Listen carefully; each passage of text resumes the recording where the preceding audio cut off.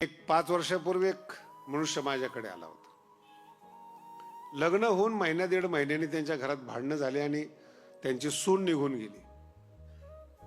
आणि मला सांगितलं, महाराज काही जरी झालं तरी चालेल, पण कोर्टात त्याला हरवणारच मी, आमची काही चूक नाही.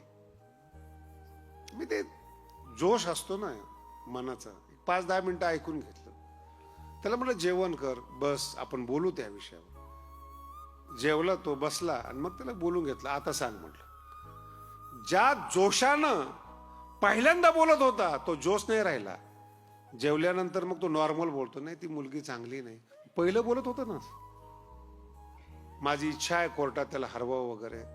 हा मुलगा म्हणतो की मला जायचंय कोर्टामध्ये, त्याचा बाप म्हणतो मला कोर्टात जायचंय, मी हरवणार. ठीक आहे, 10 वर्षांनी तुम्ही जिंकला. सिद्धांत लक्षात ठेवा, 10 वर्षाचा काळ आणणार कुठून? त्या 10 वर्षात तुमचा मुलगा 10 वर्षाचा झाला असता, नवीन लग्न केलं असतं तर. हा काळ कुठून आणणार? तुम्हाला या जगात जगताना काळ दिलेला आहे, पैसा आणि मान दिलेला नाही. ईश्वराने तुम्हाला या जगात देत असताना, पाठवत असताना काळ दिलेला आहे,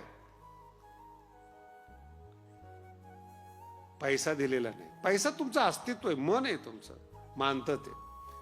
15 वर्ष लागले, 20 वर्ष लागले, निर्णय तुमच्या बाजूने लागला, सगळे कोर्ट तुमच्या बाजूने आले. 20 वर्ष गेलेला कालावधी कसा काढणार तुम्ही? म्हणून अनुभव घेऊन पहा.